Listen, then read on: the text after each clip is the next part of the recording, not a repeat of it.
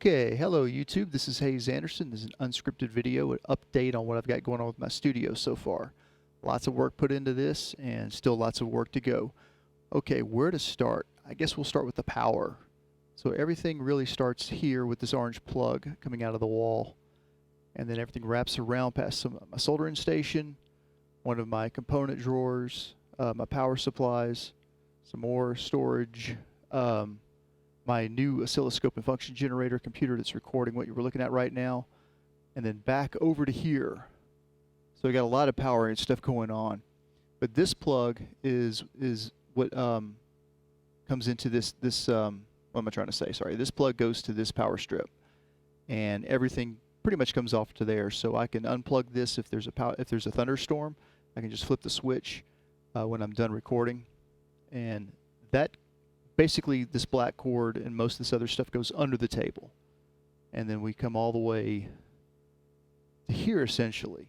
Now what's going on with the boutiques is I had an idea, but unfortunately it wasn't the best idea, and that idea was to power them with these two power banks. These are really good power banks, and right now they're going under 39% for this one, and I guess the other one's probably going to about 38%. So after this video, I'm going to charge them back up again, but they'll last a couple days recording. So all of the boutiques are being powered off of those two power banks, and the idea was that I would eliminate the ground loop problems, but no. I'm going to do another video talking about ground loops hopefully, but what I had to do is I had to buy some ground loop oscillators, unfortunately, so more money to throw at the problem. And now that I've got the ground loop oscillators, I really don't need to power them off the power banks anymore. But it's already set up and it works. I'm going to leave it as it is for now and worry about that later. So those are the only things that are running off of batteries, with the exception of the headset mic that I'm using that you're hearing. Okay, so then I've got the EA1 and the ER1. The ER1's a little sick. It also is experiencing ground loop problems. So it's got two channels coming out, two voices coming out, and both of them are screaming bloody murder at me with this horrible hum. And I've mostly solved the problem with the same solution by using the same ground loop isolators. And I don't know, I mean, I understand why the boutiques are having the problem. It's just a built-in thing with the boutiques. But with the EA1, it's probably a symptom of something else, and I need to get into this thing and just fix. Like, for example, the rotary knob on it is really jittery. It's going the wrong direction. So I went clockwise and it went down, and then I went counterclockwise and it went up, just to give you an idea. Okay, back to stuff. So hidden back here is one of the Korg Mini Chaos pads. The other Korg Chaos Mini pad is over here. I've got the TR8 going through this guy so I can do stutter effects, and likewise the TR9 is going to go through this one to do the same thing, some stutter effects. So those two Mini Chaos pads are solely devoted to those two drum machines, which is a lot of real estate to throw at that, but that's okay. So I decided to swap out the DO5 with the VPO3, and I also decided to swap out the AO1 with the TBO3. I'm going to build another cable to handle the mic in so I can have other effects processing through the VPO3. And what I have here is stereo, stereo, stereo, stereo, but mono and mono. Okay, so and underneath I have two 4-port MIDI hubs. Also I have my DC power under this stack. Let me back up a little bit. So here are the Behringer boats, as I like to call them. And below them are the DFAM and the strike FET. So the DFAM and the strike FET can be pulled out so they can get underneath and work with what all is going under there, which is mostly power and two more 4-port MIDI hubs. And behind that is one of my RK004 7-port MIDI hubs. And we'll get to that in a second. But all of these are powered by their DC jacks. However, the two Electribes, and I'm going to jump ahead a little bit, these two Volcas are both powered by one of my own custom creations that is like a DC power distributor. It also has two 5-volt distributors that I believe The Arturia is going to, as well as the Micro Freak, but I'm jumping ahead of myself. So as you can see, this is a heavy endeavor. Let's talk about the MIDI channels, but first there's Crave. There's no MIDI going to it. There's no MIDI going to the DFAM. And this is the Spice Distortion from Plankton Electronics. It's basically a Euro rack in its own little power case. But it handles distortion, and it's got some pretty nice tracking features, inverse envelope, that I can use it to control and do really, really kind of cool things with distortion. Okay, so for MIDI, got channel 1, 2, 3, 4, 5, 6. No MIDI on the Delta Sep just yet. And then how do I do this? 7, 8, 9. Volca sample is on 10 because that's how I have the RK004 MIDI MIDI cable configured. So then 11, 12, 13, 14, I believe 15, and then finally 16. So that's all 16 channels for there. And right now I can control everything through here. And I want to make sure that it's not hooked up to the Delta Sep. So if I can go to, like, this should be the Pro 1. And this should be the Neutron. This should be the K2. And then this should be the Model D. Above it, the Cat. Where are we at? 5. And that's routed through some effects right now. It doesn't sound better than the rest of them because you hear all that delay going on. But man, that delay sounds delicious, don't it? And I believe 7 is the Wasp. No, 6 was the Wasp. And then 7 is one of the EA. And then 8 is the next one.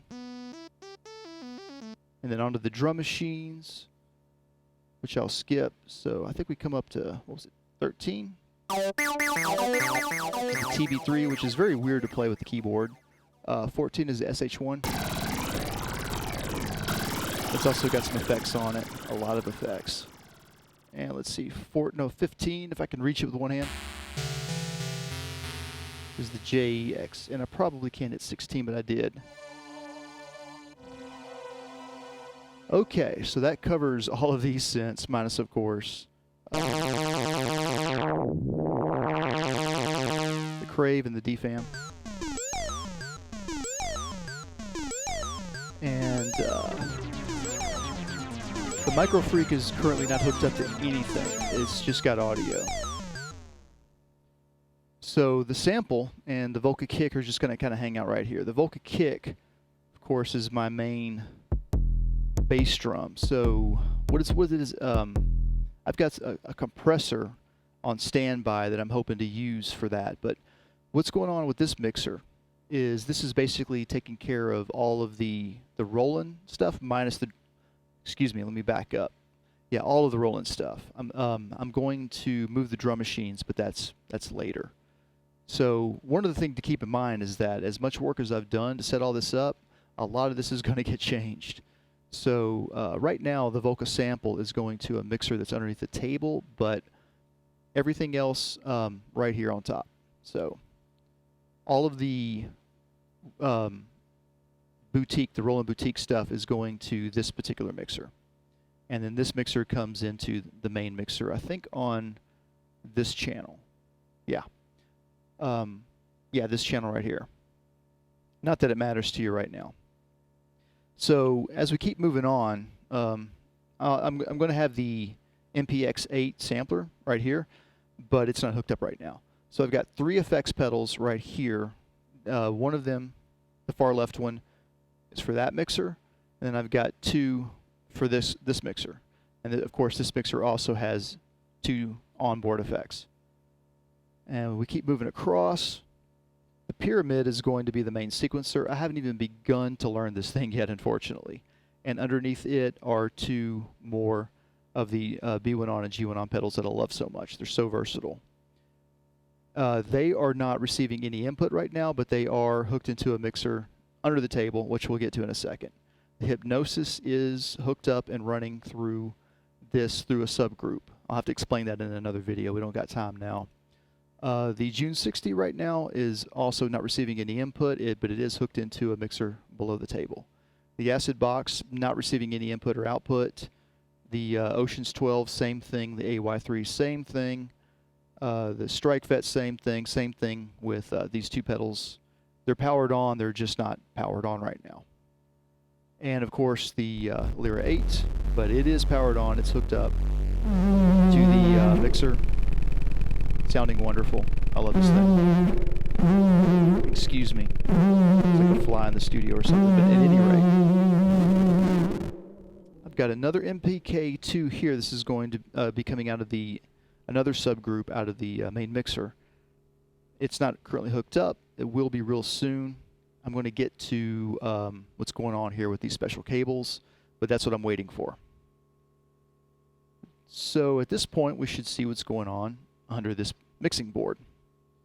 And I've got a light down here to help see things. Oh, by the way, I should have had this on the whole time, but I don't really want to use this for this. I have a light that I can turn on for this, but my shadow, and of course there's a lot of glare, it's not too bad looking through the video screen. It seems like it would be a lot worse, but I'm still working on a lighting solution for all of this. That definitely helps to keep things lit up better than what I currently have. But I'm going to turn that off for now. So here's my new rack. And I have 2 Nortric patch bays. I'm waiting on a third one. This is an Alesis 12 channel mixer, 8 mono, 2 stereo. Below it is a Behringer 8 stereo channel mixer. And this is what I'm using for all of the return effects that I have up on the desk.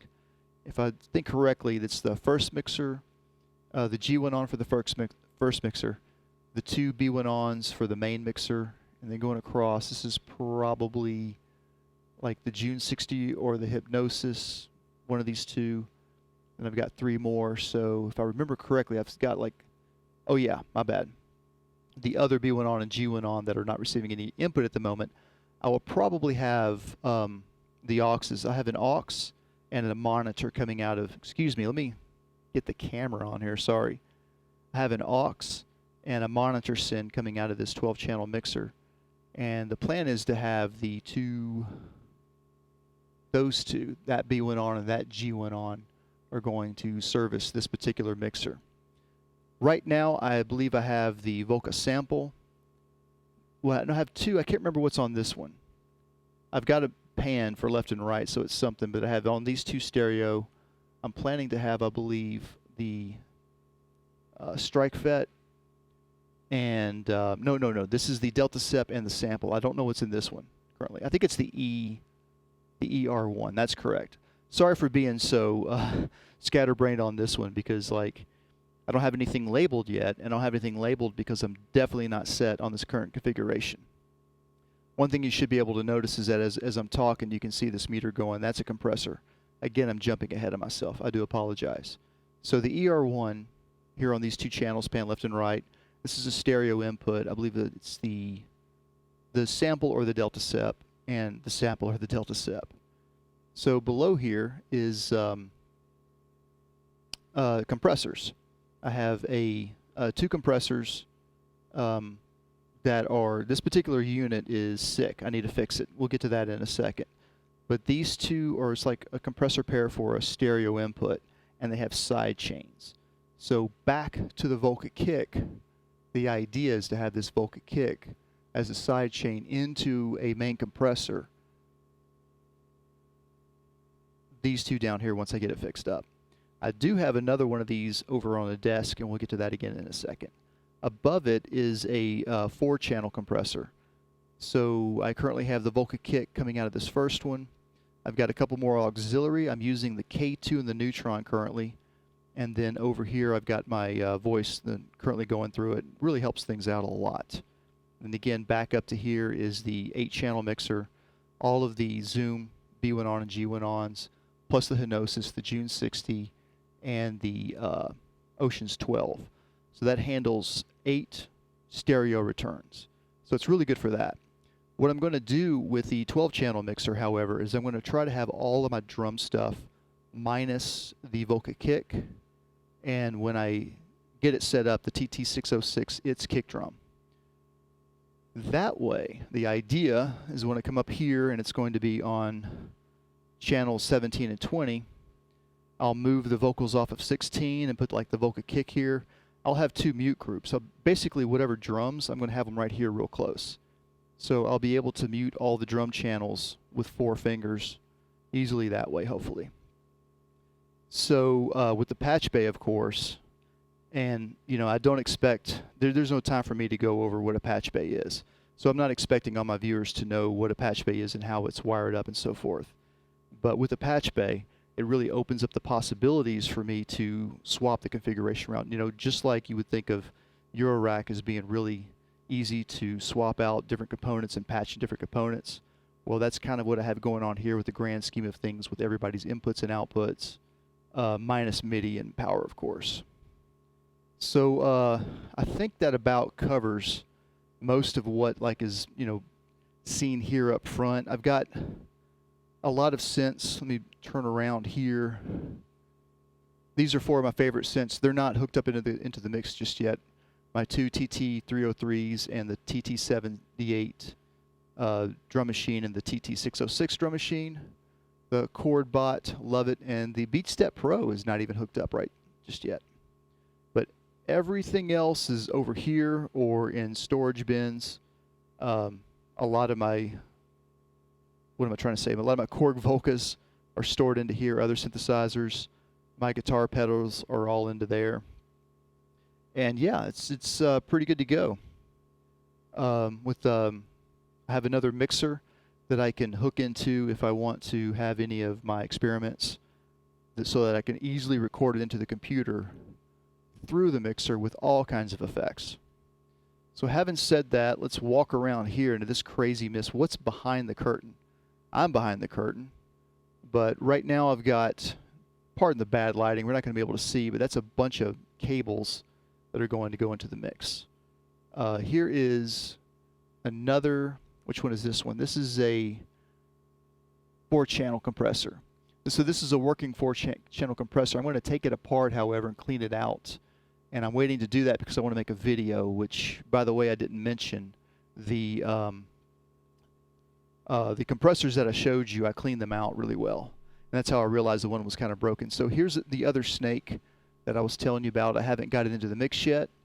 And here are 5 12-foot cables that I'm going to make. One of these is going to be used for the VP03. It's going to have on one end a TRS connector, and on the other end it's going to have an XLR mic. I'll show you that when I come back. And the other ones are going to be just regular TS connectors. They're going to be for the EA and the ER, hopefully for like the input signals coming in. So under here, which you really can't see too well, is my attempts to keep everything sort of sane. If we look at the back of the patch bay, I've got a light I can turn on back here, and I can actually kind of figure out what's going on. So, you know, I'm going to make some more adjustments. Let me show you one problem that I'm having. If you notice here, numbers 5 and number 10 on the top, I'm not using them at the moment. Well, there's something wrong with them, and I'm going to have to get in there and figure out. Because these things are so modular. Each of these little slots in this particular model, they're very modular. I can open it up, turn them, flip them around backwards, change a couple things. I'm hoping it's just like a little pin in there or something I need to change or whatever.